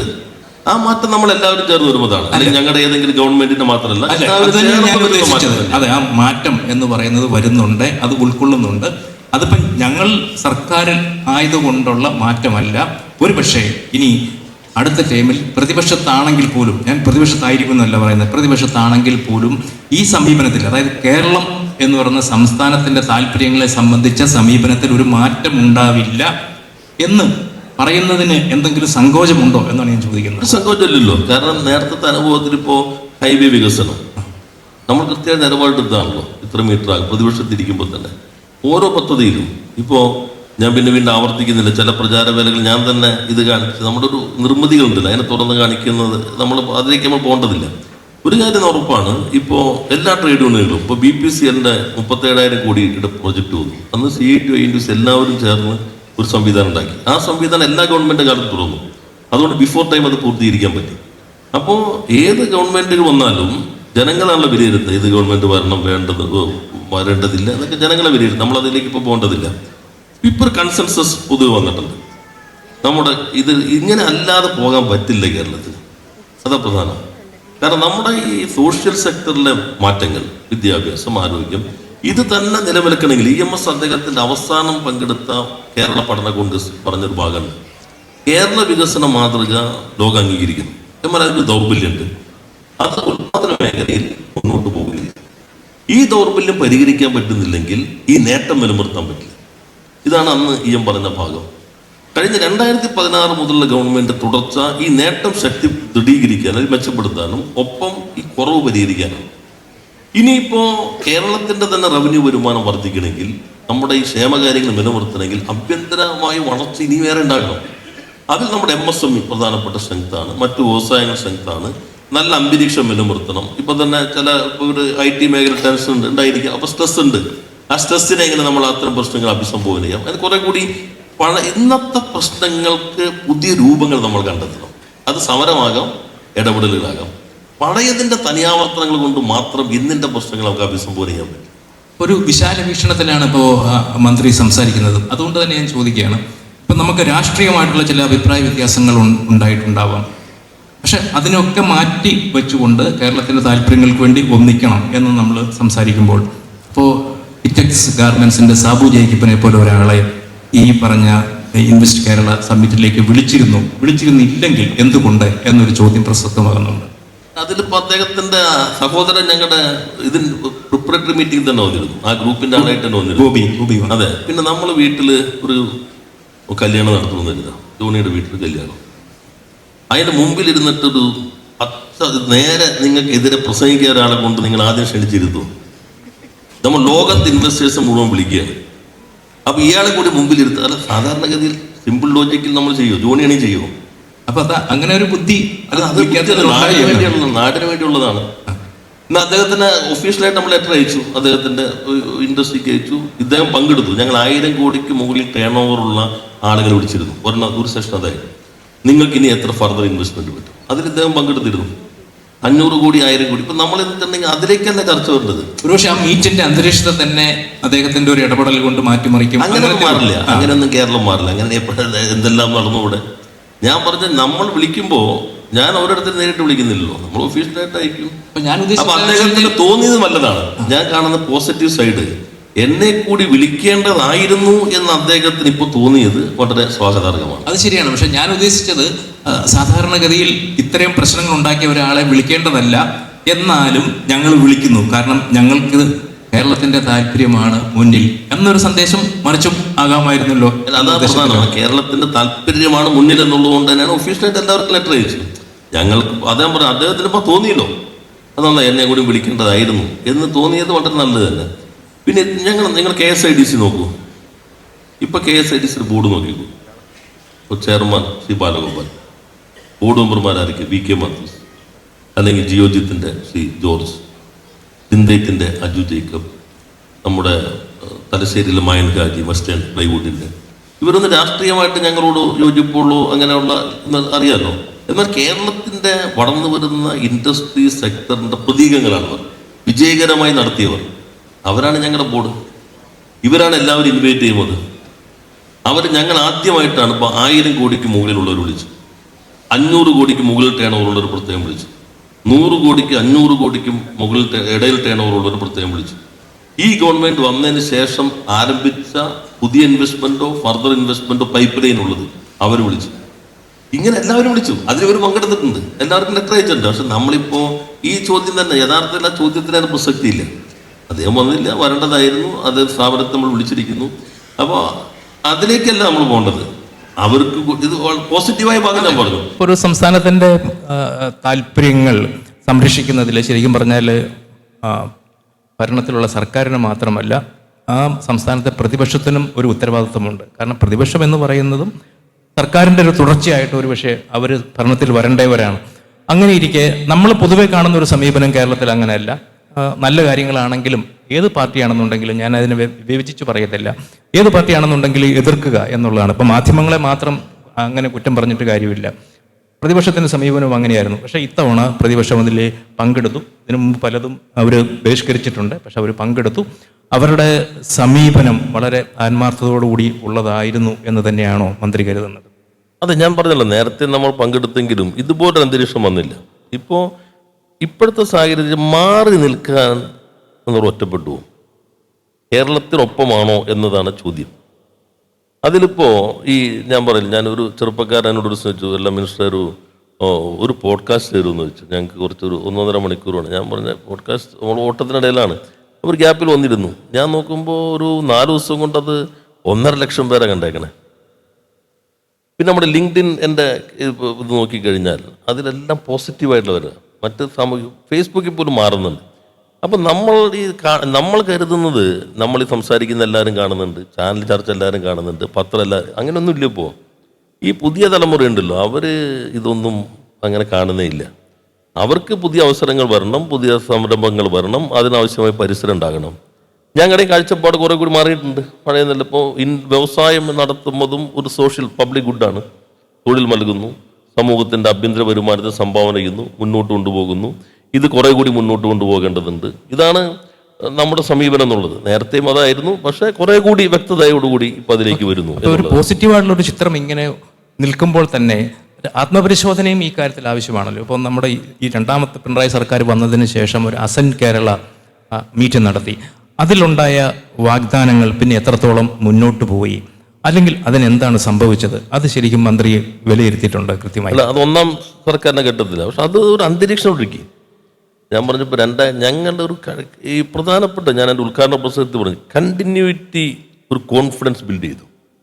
അത് പ്രധാനപ്പെട്ടതാണ്. ഒരു സർക്കാരിൻ്റെ തുടർച്ച. ഞാൻ തുടങ്ങുന്നത് എൻ്റെതില്ല, ഇപിട്ട അടിത്തറയിൽ നിന്നാണ് ഞാൻ തുടങ്ങുന്നത്. അതിൻ്റെ മുന്നോട്ട് പോകലാണ്. അല്ലാതെ അതിന് നേരെ മറികടക്കേണ്ട കാര്യമില്ല എനിക്ക്. ആ ഗവൺമെൻറ്റിൻ്റെ തുടർച്ചയാണ്. അവരാണ് ഈ single window clearance, case shift, 8 നിയമങ്ങൾ ഭേദഗതി ചെയ്ത്, ഒറ്റ നിയമത്തിലൂടെ ഭേദഗതി ചെയ്ത് ഈ MSMEകൾക്ക് ലൈസൻസ് ഇല്ലാതെ 3 വർഷം പ്രവർത്തിക്കുക എന്നുള്ളത് എൻ്റെ ഒരു ഇതല്ല, അല്ലെങ്കിൽ ഈ ഗവൺമെൻറ്റിൻ്റെ അല്ല, കഴിഞ്ഞ ഗവൺമെൻറ്റിൻ്റെയാണ്. ഞങ്ങൾ എന്ത് ചെയ്തു? ഞങ്ങൾ അതിൻ്റെ സോഫ്റ്റ്വെയർ സിസ്റ്റം മെച്ചപ്പെടുത്തി 50 കോടി രൂപ വരെ എന്നുള്ള പുതിയ നിർവചനത്തിലേക്ക് എത്തി. ഉത്തരവുകൾ വേണം. പ്രൈവറ്റ് ഇൻഡസ്ട്രിയൽ എസ്റ്റേറ്റ് എൻ്റെ അല്ല, ഇപിയുടെ സമയത്ത് കൊണ്ടുവന്നതാണ്. പക്ഷെ ഞാൻ നോക്കിയപ്പോൾ തുടങ്ങിയിട്ടില്ല. അതിന് പ്രായോഗികമായ പ്രശ്നം ഉണ്ടായിരുന്നു. 15 ഏക്കറിന് മുകളിലുണ്ടെങ്കിലേ പ്രൈവറ്റ് എസ്റ്റേറ്റ് പാടുള്ളൂ. ഞങ്ങളത് മാറ്റി 10-നും 10 ഉണ്ടെങ്കിലും കൊടുക്കാം. അപ്പോൾ 31 കൊടുക്കാൻ പറ്റി. പക്ഷെ തുടക്കം അവിടെ നിന്നാണ്. ഇത് തുടർച്ചയാണ്. അല്ലാതെ ഇത് ഞങ്ങളുടെ ഒരു തുടർച്ചയുണ്ട്. തുടർച്ച ഒരു കോൺഫിഡൻസ് ബിൽഡ് ചെയ്യുന്നു. ഒരു മുഖ്യമന്ത്രി തുടരുന്നു, ഗവൺമെൻറ് തുടർച്ചയാണ്, നയങ്ങൾ തുടർച്ചയാണ്.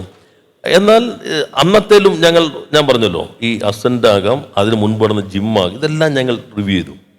ഒരു നല്ല നയം തുടരുന്നതിന് വേണ്ടിയിട്ട് സർക്കാരിൻ്റെ തുടർച്ച തന്നെ ആവശ്യമാകണമെന്നില്ല. ഉദാഹരണം പറഞ്ഞു കഴിഞ്ഞാൽ ഇപ്പം സ്റ്റാർട്ടപ്പിൻ്റെ കാര്യത്തിൽ തന്നെ അത് UDF അവർ അവകാശപ്പെടുന്നുണ്ട്. അവരുടെ കാലത്ത് ഇങ്ങനെ ഒരു സ്റ്റാർട്ടപ്പ് സംസ്കാരം തുടങ്ങി, അതിൻ്റെ ഒരു തുടർച്ചയാണ് പിന്നീട് 2 പിണറായി സർക്കാരുകളും കൊണ്ടുപോയതെന്ന്. അത് നല്ല കാര്യമാണ്. കാരണം വെച്ച് കഴിഞ്ഞാൽ നല്ലൊരു കാര്യമാണെന്നുണ്ടെങ്കിൽ അത് തുടരുന്നതും നല്ല കാര്യം തന്നെയാണ്. പക്ഷെ അതിനുള്ള ക്രെഡിറ്റ്, ഒരുപക്ഷെ ആ ക്രെഡിറ്റ് അവർക്കൂടെ കൊടുത്തു കഴിഞ്ഞാൽ അവർക്കുണ്ട പ്രശ്നങ്ങളൊക്കെ മാറിയിട്ട് കുറച്ചും കൂടെ സഹകരിക്കാനായിട്ട് ഇടയാക്കിയെന്ന് വരാം. അതുകൊണ്ട് ആ ക്രെഡിറ്റ് കൊടുക്കുന്നതിൽ എന്തെങ്കിലും പിശുക്കുണ്ടോ? ഒരു പിശുക്കില്ല. ആകെ നമ്മൾ പറഞ്ഞ സ്റ്റാർട്ടപ്പിൻ്റെ സംവിധാനം തുടങ്ങിയതാണ്. അന്നൊരു സൊസൈറ്റി ആയിരുന്നു, ഒരു പ്രൈവറ്റ് സംവിധാനമായിരുന്നു. അതിന് വേറെ നിങ്ങൾ തന്നെ ചൂണ്ടിക്കാട്ടി ചില അപകടങ്ങളുണ്ടായിരുന്നു. അന്നത്തെ കുറേ വിവാദങ്ങൾ അറിയാലോ. അത് മാറിയത് പൊതു സംവിധാനത്തിലേക്ക് കൊണ്ടുവന്നു. ഞാൻ നിയമസഭയിൽ പ്രസംഗിക്കുമ്പോഴും പുറത്ത് ഈ സംരംഭക ഇത് പറയുമ്പോഴും ഈ എടുത്തു കാണിക്കുന്ന ഇൻഡസ്ട്രീസ്, ഒരു സ്റ്റേറ്റിന് ആവശ്യമില്ല ഇത്രയും ഇൻഡസ്ട്രി ഇവിടെ ഉണ്ടെന്ന് മന്ത്രി തന്നെ പറയേണ്ടത്. ഞാൻ പറയാം, ഇത് ഞങ്ങളുടെ മാത്രം സംഭാവനയല്ല, ഇത് കേരളത്തിലുള്ളതാണ്. പക്ഷെ നമ്മളെല്ലാവരും ചേർന്ന് പറഞ്ഞുണ്ടാക്കിയത് കേരളത്തിൽ പെട്ടിക്കടയും ബാർബർ ഷോപ്പും ബീവറേജും മാത്രമേ ഉള്ളൂ. ഇത് നിങ്ങളും ഞങ്ങളുടെയും സംഭാവനയുണ്ട്. ഏറ്റക്കുറച്ചിലുണ്ടാകാം. ഞങ്ങൾ പറയും ഞങ്ങൾക്ക് കുറച്ച് കൂടുതലുണ്ട്, നിങ്ങളെന്ന് പറയാം. ആ വ്യത്യസ്തതകളുണ്ടെങ്കിലും നിങ്ങൾ ഈ അവതരിപ്പിക്കുന്ന നിർമ്മിച്ച കേരളം അല്ല യഥാർത്ഥ കേരളം. കേരളം ഇതാണ് കേരളത്തിൻ്റെ വസ്തുതകൾ. ആ വസ്തുതകൾ നമുക്ക് കൈമാറുമ്പോൾ എന്താ തർക്കമുള്ളത്? ഇപ്പം ഞാൻ പറഞ്ഞല്ലോ, ഞങ്ങൾ ജിമ്മും ഈ മറ്റേ അവരുടെ 2 സബ്മിറ്റ്, ഞങ്ങളുടെ സബ്മിറ്റ്, ഇന്ത്യയിലാകെ നടന്ന സബ്മിറ്റുകളാകെ നോക്കി. ഇപ്പോൾ മധ്യപ്രദേശിലെ സബ്മിറ്റിൻ്റെ അത് കണ്ടിട്ടുണ്ടാവുമല്ലോ, കിട്ടിയോ? മധ്യപ്രദേശിലെ സബ്മിറ്റിൻ്റെ ഒന്ന് ട്വിറ്ററിൽ നോക്കിയാൽ മതി. അവിടെ എങ്ങനെയാണ് സബ്മിറ്റ് നടന്നതെന്നുള്ള എൻ്റെ ചിത്രം വന്നിട്ടുണ്ട്. അപ്പം അത് കേരളത്തിലായിരുന്നു എനിക്കിപ്പം പുറത്തിറങ്ങാനേ പറ്റില്ലായിരുന്നു. പൂരി സബ്ജയ്ക്ക് വേണ്ടിയാണ് അവിടെ ഏറ്റവും വലിയ പ്രശ്നം വന്നത്. ഇത് ഇൻവെസ്റ്റ് സമ്മിറ്റിലാണ്. ഞാനത് അവരെ കുറ്റപ്പെടുത്തല്ല ചെയ്യുന്നത്. അപ്പം ഞങ്ങൾ എല്ലാ സമ്മിറ്റും നോക്കി. അതിൻ്റെ അടിസ്ഥാനത്തിലാണ് ഞങ്ങൾ ഈ ആദ്യം തന്നെ 21 ഈ ഗവൺമെൻറ് വന്നപ്പോൾ തന്നെ ഞങ്ങളുടെ രണ്ടാമത്തെ യോഗത്തിൽ തീരുമാനിച്ചു, നമുക്കൊരു 3 വർഷം കൊണ്ട് റോഡ് മാപ്പ് ഇട്ടു. 25 ഇൻവെസ്റ്റ് സമ്മിറ്റ്. അതിനെന്തൊക്കെ വേണം, നയങ്ങൾ ഏതൊക്കെ മാറണം, ഏതൊക്കെ പുതുക്കണം, ഏത് ചട്ടം ഭേദഗതി ചെയ്യണം, ഏത് പുതിയ ഉത്തരവുകൾ വേണം, അതിനെന്ത് വേണം, ഇൻവെസ്റ്റർ കമ്മ്യൂണിറ്റി കേൾക്കണം. എല്ലാ ജില്ലയിലും പോയി മീറ്റ് ദ മിനിസ്റ്റർ എന്ന് പറഞ്ഞിട്ട് ഒരു 10,000-3000 ഇൻവെസ്റ്റർ ഞങ്ങൾ നേരിട്ട് കേട്ടു. നിങ്ങളുടെ ഡിഫിക്കൽട്ടീസ് എന്താണ്? അതിനുശേഷം അപ്പം ഞങ്ങൾ പറഞ്ഞു, what do you expect from the government to attract more investment? ഇതായിരുന്നു ഞങ്ങളുടെ ചോദ്യം. 2ാം റൗണ്ട് ഞങ്ങൾ ഇത് മാറ്റങ്ങൾ വരുത്തി. ഇവർ പറഞ്ഞതിൽ മിക്കവാറും കാര്യങ്ങൾ മാറ്റങ്ങൾ വരുത്തി. എന്നിട്ട് ഞങ്ങൾ 2ാം റൗണ്ട് തുടങ്ങി. What can we do together to attract more investment and to generate more employment opportunities? ഇതായിരുന്നു 2ാമത്തെ ചോദ്യം. ഈ 2ാമത്തെ യാത്രയായി കഴിയുമ്പോൾ ഞങ്ങൾ ഒറ്റയ്ക്കല്ല. CIA വന്നു, FICCI വന്നു, സ്മോൾ സ്കെയിൽ ഇൻഡസ്ട്രീസ് അസോസിയേഷൻ വന്നു, ട്രേഡ് യൂണിയനുകൾ വന്നു. ആ ഘട്ടത്തിലാണ് year of enterprises. 1 lakh target ഇട്ടപ്പോൾ നമ്മൾ പറഞ്ഞു, ഇത് 1 ലക്ഷം തുടങ്ങില്ലെന്നുള്ള കോൺഫിഡൻസ് ബിൽഡ് ചെയ്യാം, കേരളത്തിൽ സംരംഭം സാധ്യമാകും. ഇതാ പ്രധാന ഒബ്ജക്റ്റീവ്. ആ 1 ലക്ഷം കഴിഞ്ഞപ്പോൾ നമുക്ക് പ്രൈം മിനിസ്റ്ററുടെ ബെസ്റ്റ് പ്രാക്ടീസ് ഇൻ MSME എന്ന് കിട്ടി. American society of public administration novel innovation in public administration recognition കിട്ടി. നമ്മളിത് ഈ നിങ്ങളുടെ എല്ലാം വിവാദം വന്നപ്പോൾ അപ്പോൾ തന്നെ IIM ഇൻഡോറിനെ ചുമതലപ്പെടുത്തി ഡോക്യുമെൻ്റ് ചെയ്യാനും. എന്തെങ്കിലും കുറവുണ്ടോ? ഇവിടെ ഞങ്ങളുടെ CMDനെ ചുമതലപ്പെടുത്തി. IIM ഇൻഡോറിൻ്റെ ഡയറക്ടർ വന്നിട്ടാണ് പ്രസൻറ്റേഷൻ നടത്തിയത്. എന്താണ് ഇതിൻ്റെ നേട്ടം, എക്കണോമി എങ്ങനെ ബാധിച്ചു, അതൊന്നും നമുക്ക് ഇതൊക്കെ പറയുമ്പോഴും നമ്മുടെ ഇൻവെസ്റ്റേഴ്സിന് ആശങ്കകൾ നിലനിൽക്കുന്നുണ്ട്, പ്രത്യേകിച്ചും കേരളത്തിലായതുകൊണ്ട്. ഇപ്പോൾ മന്ത്രിക്ക് തന്നെ അറിയാം, കേരളത്തിലായതുകൊണ്ട് ഇവിടെ സ്ഥലം കിട്ടാനുള്ള ബുദ്ധിമുട്ട്, അതുപോലെ വെള്ളം, വൈദ്യുതി, അതിലെന്തെങ്കിലും പ്രശ്നം വന്നു കഴിഞ്ഞാൽ ഇപ്പോൾ ബ്രൂവറിയുടെ പ്രശ്നം തന്നെ വന്നപ്പോൾ വെള്ളത്തിനെ ചൂണ്ടിക്കാട്ടിയാണ് ആളുകൾ അതിനെ എതിർക്കുന്നത്. അപ്പോൾ അത്തരം കാര്യങ്ങളിലുള്ള സെൻസിറ്റിവിറ്റി വളരെ കൂടുതലാണ്. 2, ഇവിടുത്തെ ചൂഷണം നടക്കാത്തൊരു സ്ഥലമാണ്. ഇപ്പം എന്തൊക്കെ നമ്മൾ പറഞ്ഞാലും കേരളത്തെക്കുറിച്ച് ഏറ്റവും മഹത്തരമായ ഒരു കാര്യമായിട്ട് പറയേണ്ടതാണ്. പല ആളുകളും വളരെ കുറഞ്ഞ കൂലി കൊടുക്കാം എന്നൊക്കെ വിചാരിച്ചിട്ട് ആരും കേരളത്തിൽ വരാൻ കഴിയില്ല. അപ്പോൾ അത്തരം കൊല പ്രശ്നങ്ങൾ നിൽക്കുമ്പോൾ ശശി തരൂർ നിർദ്ദേശിച്ചതുപോലെ ഒരു ഇൻവെസ്റ്റർ പ്രൊട്ടക്ഷൻ ആക്ട് രൂപവൽക്കരിക്കാനുള്ള എന്തെങ്കിലും സാധ്യതയുണ്ടോ? അല്ല, ഞാൻ ഈ ഒരു 5000-ഓളം സംരംഭകരെ നേരിട്ട് കണ്ടിട്ടുണ്ട്. എല്ലാ സംഘടനകളായിട്ട് തുടർച്ചയായി മീറ്റിംഗ് വെച്ചിട്ടുണ്ട്. ഇപ്പോൾ പറഞ്ഞില്ല, CM വീണ്ടും ഈ 14-ാം തീയതി ഇവരെല്ലാം മീറ്റ് ചെയ്യുന്നുണ്ട്. അപ്പോഴൊക്കെ ഇങ്ങനൊരു ആവശ്യം വന്നിട്ടില്ല. എന്നാൽ അദ്ദേഹം മറ്റു ആവശ്യങ്ങൾ പരിശോധിക്കും. പക്ഷെ നാം കാണേണ്ടത്, കേരളത്തിൽ കൂലി കൂടുതൽ കൊടുക്കുന്നു എന്ന പ്രശ്നം അധികം ഉന്നയിക്കപ്പെടുന്നില്ല. എന്താ കാര്യം എന്ന് വെച്ചാൽ പ്രൊഡക്ടിവിറ്റി വളരെ വലുതാണ്. എപ്പോഴും ഞാൻ പറയുന്നത്, IBM തുടങ്ങുമ്പോൾ അവരെന്നോട് പറഞ്ഞ് 100 പേര് ഒരു വർഷത്തിൽ എടുക്കുള്ളൂ എന്ന്. 1500-1600 പേരെടുത്തു. അതിന് കാര്യം എന്താ? അവർ പറഞ്ഞു, ഞാൻ ചോദിച്ചു നിങ്ങളെ 100 പറഞ്ഞത്. അപ്പോൾ അവർ പറഞ്ഞു 2 പ്രൊഡക്ടിവിറ്റി ഒരു വർഷത്തിനുള്ളിൽ ഡെവലപ്പ് ചെയ്തു, സക്സസ്ഫുൾ ടൂൾസ് ഡെവലപ്പ് ചെയ്തു. ഒന്ന് ഡെൽറ്റ എയർലൈൻ വാങ്ങിച്ചു, മറ്റൊന്ന് ഫേസ്ബുക്ക് വാങ്ങിച്ചു. ഒരു 10 കൊല്ലം പ്രവർത്തിക്കാനുള്ള വരുമാനം IBM-നായി നിന്ന് കിട്ടി. ഇപ്പം 3000-ലേക്ക് എത്താണ്. 3000 IBM-ൻ്റെ ജോലി എന്ന് പറഞ്ഞാൽ 20 ലക്ഷം ശരാശരി എന്ന് പറഞ്ഞാൽ 600 കോടിയായി. അപ്പോൾ അതോടുകൂടി സമ്പദ്ഘടന മാറും. മറ്റ് മാനുഫാക്ചറിങ് ഇൻഡസ്ട്രീസ് ആണെങ്കിൽ 10,000 പേര് ജോലി ചെയ്ത് 10,000 രൂപ കൊടുത്താൽ 120 കോടി ഒരു വർഷം കിട്ടാം. അപ്പം നമ്മളതിനെ ഫോക്കസ് ചെയ്യുന്നത്. പിന്നെ ഇത്തരം പ്രശ്നം നമ്മുടെ മുമ്പിൽ വന്നിട്ടില്ല. ഇനിയിപ്പോൾ ഇവരുടെ ഉദ്ഘാടനത്തിൻ്റെ സമയം ഏകദേശം ആയിക്കൊണ്ടിരിക്കുന്നു എന്നുള്ളതുകൊണ്ട് ഞാൻ വിശദാംശങ്ങളിലേക്ക് പോകുന്നില്ല. ഈ കമ്മ്യൂണിറ്റിയിൽ നിന്ന് വന്നതിൽ സാധ്യമാകാവുന്നെല്ലാം ചെയ്തിട്ടുണ്ട്. ഇനി ഞങ്ങൾ ഇപ്പോൾ വീണ്ടും ഇവരെ കേട്ടിരിക്കുന്നുണ്ട്. ഇപ്പോൾ മുഖ്യമന്ത്രി ഈ 14-ാം തീയതി ഇരിക്കുമ്പോൾ ഇവരുടെ ഞങ്ങൾക്ക് നൽകിയ പിന്തുണയ്ക്ക് നന്ദി പറയുക മാത്രമല്ല, ഇത് ഈ ഇൻവെസ്റ്റ്മെൻറ്റ് റിയലിസ്റ്റിക് ആക്കണം. കൺവേർഷൻ റേറ്റ് ഞാൻ എപ്പോഴും പറയുന്നുണ്ട്, 10-15 ഇന്ത്യയിലാകെ. നമുക്കൊരു 60% മുകളിലെങ്കിലാകണം. അതിന് നിങ്ങളുടെ അഭിപ്രായം എന്താണ്? ഇതാണ് മുഖ്യമന്ത്രി നേരിട്ട് കേൾക്കാൻ പോകുന്നത്. മുഖ്യമന്ത്രി തന്നെ അതിനുശേഷം ഇത് 3-ാം തീയതിയാണ്, 14-ാം തീയതി അല്ല, 3-ാം തീയതി ഇവർ യോഗം വിളിക്കുന്നുണ്ട്. 14-ാം തീയതി മുഖ്യമന്ത്രി എല്ലാ പ്രധാനപ്പെട്ട വകുപ്പുകളെയും വിളിക്കുന്നുണ്ട്. എല്ലാവരും ചേർന്ന് ഇനി എന്തെല്ലാം ചെയ്യാൻ കഴിയും. അദ്ദേഹം പിന്നെ ട്രേഡ് യൂണിയൻ വിളിക്കുന്നുണ്ട്. ഞങ്ങളിപ്പോൾ തന്നെ ഇന്നലെ ഞങ്ങളുടെ റിവ്യൂ ആയിരുന്നു, ഡാഷ്ബോർഡ് തന്നുകൊണ്ടിരിക്കുന്നു. നേരത്തെ പറഞ്ഞ 1.52 ഇപ്പം ഞങ്ങൾ നോക്കുമ്പോൾ 1.74 എത്തി. അത് കഴിഞ്ഞിട്ട് വന്നപ്പോൾ 1,74,000 കോടിയുടെ ഇൻവെസ്റ്റ്മെൻറ്റ് പ്രൊപ്പോസലാണ് ഇത് കഴിഞ്ഞപ്പോൾ വന്നിട്ടുള്ളത്. ഞങ്ങൾ ഡാഷ്ബോർഡിലേക്ക് ഒരു ഫിൽറ്ററിംഗ് ഉണ്ട്. അപ്പോൾ നമുക്ക് ഒന്നിച്ച് നിന്നാൽ എനിക്ക് ജോണിയോട് അഭ്യർത്ഥിക്കാനുള്ളത്, കുറച്ച് സമയം ഈ പോസിറ്റീവായിട്ടുള്ള ഇത്രയും മറ്റെല്ലാവർക്കും ഉണ്ട്. വ്യവസായങ്ങൾക്ക് നിങ്ങൾക്കും നല്ലതാണല്ലോ. ഇതിൽ വന്നത് എന്താണ് സംഗതികൾ, ഏതൊക്കെ വരാൻ പോകുന്നു. എൻ്റെ മനസ്സിലുള്ളത് മാർച്ചിലെങ്കിൽ ആദ്യത്തെ ഒരെണ്ണത്തിന് കല്ലിടണമെന്നാണ്. ഏപ്രിൽ ആദ്യത്തെ ഒരെണ്ണത്തിനെങ്കിലും കല്ലിടണമെന്നാണ് എൻ്റെ മനസ്സിലുള്ളത്. അതിപ്പോൾ പല ഘടകങ്ങളെ ആശ്രയിച്ചാണ് നിൽക്കുന്നത്. അപ്പോൾ നിങ്ങൾ അത്തരം കാര്യങ്ങൾ വയ്ക്കുക, ഈ വന്ന മാറ്റങ്ങൾ കൊണ്ടുവരിക. MSME തന്നെ മറ്റേ പറഞ്ഞോളൂ, ഇതാ ഇങ്ങനെ സംവിധാനങ്ങളുണ്ട്, ഇത്തരം കാര്യങ്ങളുണ്ട്. ഇപ്പം ഞാൻ പറയുന്നത് പരാതി വരുമ്പോൾ നിയമം കൊണ്ട് സ്റ്റാറ്റ്യൂട്ടറി ഞാൻ പറഞ്ഞ ഗ്രീവൻസ് റീ അഡ്രസൽ മെക്കാനിസം ഒരു പരാതിയാണ് 3 കൊല്ലം കൊണ്ട് കിട്ടിയത്. ആർക്കും അറിയില്ല. എന്തായാലും ഈ നിക്ഷേപ വാഗ്ദാനങ്ങളായിട്ട് നിൽക്കുന്നുണ്ടോ, അതെല്ലാം സഫലമാകുന്നുണ്ടോ എന്ന് എന്തായാലും മാധ്യമങ്ങൾ എന്നുള്ള നിലയിൽ ഞങ്ങൾ നോക്കും. ഇതിന് യാതൊരു സംശയവുമില്ല. പക്ഷേ ഈ പറഞ്ഞ വാഗ്ദാനങ്ങൾ ഏറെയും നമ്മളൊരു ഗ്ലോബൽ സമ്മിറ്റ് ആണ് എന്നാണ് പറഞ്ഞിരുന്നത്. പക്ഷേ വാഗ്ദാനങ്ങൾ ഏറെയും കേരളത്തിൽ നിന്നുള്ള ആളുകളുടെ ഇൻവെസ്റ്റ്മെന്റ് പ്രപ്പോസൽസ് ആണ് എന്നത് വാസ്തവമല്ലേ? അത് അങ്ങനെ തന്നെയാണ് ഉദ്ദേശിച്ചത്. കുറച്ചും കൂടെ പുറത്തുനിന്ന് വരേണ്ടിയിരുന്നില്ലേ? അല്ല, കേരളത്തിൽ നിന്നും ഇങ്ങനെ ഇൻവെസ്റ്റ് ചെയ്യാൻ ആളുകൾ ശക്തിപ്പെട്ടു എന്ന് പോസിറ്റീവായിട്ടും കാണും. പോസിറ്റീവായിട്ട് അദാനിയുടെ ആണല്ലോ ഏറ്റവും വലുത് വന്നത്. പിന്നെ ഷറഫ് ഗ്രൂപ്പ് ഇപ്പോ ഈ മീഡിയ സെർച്ച് ചെയ്ത് നോക്കിയാൽ 6 കപ്പലാണ് ചൈനയിൽ നിന്ന് പുള്ളി വാങ്ങിയേക്കുന്നത്. അദാനിയുടേത് പക്ഷേ അദാനിയുടേത് വിഴിഞ്ഞം പോർട്ടിന്റെ നേരത്തെ തന്നെ ഉള്ളതല്ലേ? ഷറഫ് ഗ്രൂപ്പ് അവര് 5000 കൊണ്ടുണ്ടെങ്കിൽ ഈ 6-7 കപ്പലാണ് ചൈനയിൽ നിന്ന് വാങ്ങിയേക്കുന്നത്. ഇങ്ങനെയുള്ള ഇതുണ്ട് കേരളത്തിലുണ്ട്. ഇനി കേരളത്തിൽ ഇതേപോലുള്ള ചരിത്രം നോക്കിക്കോളൂ. കേരളത്തിന്റെ ഇൻഡസ്ട്രിയൽ ഡെവലപ്മെന്റിന്റെ പ്രധാന സംഭാവന കേരളത്തിൽ ഇൻവെസ്റ്റേഴ്സ്. അവർ കേരളത്തിൽ നിന്ന് ലോകത്തിലേക്ക് കൊടുത്തു. അഗാപ്പെ കേരളത്തിന്റെ ഗ്രാമത്തിൽ നിന്ന് MNC ആയി. ഡെൻകെയർ കേരളത്തിലെ ഒരു വില്ലേജിൽ നിന്ന് ലോക ഇതായി. തെർമൽ പെൻബോൾ ഇവിടുത്തെ വില്ലേജിൽ നിന്ന് ലോകത്തിലായി. അവര് ബഹുരാഷ്ട്ര രൂപത്തിലേക്ക് വളരട്ടെ കേരളത്തിലെ കമ്പനികൾ. അതിനു കൂടി നമുക്ക് ഒന്നിച്ച് ശ്രമിക്കാം. ഓക്കെ, അപ്പൊ നമുക്കത് അവസാനിപ്പിക്കുന്നതിന് മുമ്പ് ഇവിടെ DYFIയുടെ കുറെ നേതാക്കളും പ്രവർത്തകരും എല്ലാം ഉണ്ട്. അപ്പൊ അവരുടെ ക്രിയാത്മക എനർജി ഏതെങ്കിലും വഴിക്ക് തിരിച്ചു വിടണമെന്ന് മന്ത്രിക്ക് സ്പെസിഫിക് ആയിട്ട് പറയാനുണ്ടെങ്കിൽ അതും കൂടെ ഒന്ന് പറഞ്ഞു കേൾക്കാൻ എനിക്കൊരു ആഗ്രഹമുണ്ട്. കാരണം കുറേ കാലമായിട്ട് DYFI വളരെ നല്ല സംരംഭങ്ങൾ ഏറ്റെടുക്കുന്നുണ്ട്. പക്ഷേ എപ്പോഴും അറിയപ്പെടുന്നത് മുമ്പ് പറഞ്ഞതുപോലെ നല്ല എത്ര കാര്യം ചെയ്തു കഴിഞ്ഞാലും പിന്നെ അറിയപ്പെടുന്നത് ആ കാര്യത്തിൻ്റെ പേരിലല്ല, ചില വയലൻ്റ് ആയിട്ടുള്ള സമരങ്ങളുടെ പേരിലായിരിക്കും ചിലപ്പോൾ അറിയപ്പെടുന്നത്. അത് കുറച്ചേ ഉണ്ടാവുകയുള്ളൂ.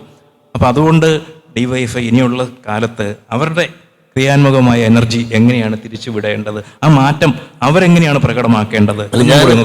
നമ്മൾ അവർക്ക് പറയണ്ട, അവർ നമ്മൾ പഠിക്കേണ്ട കാലം. ഇപ്പോൾ മാവോസ് അവർ ഒരു പുതിയ തുടക്കമല്ലേ? ലോകത്തിലെ യുവജന സംഘടനകൾക്കുള്ള മനോഹരമായൊരു തുടക്കം DYFI നൽകിയിരിക്കുന്നു.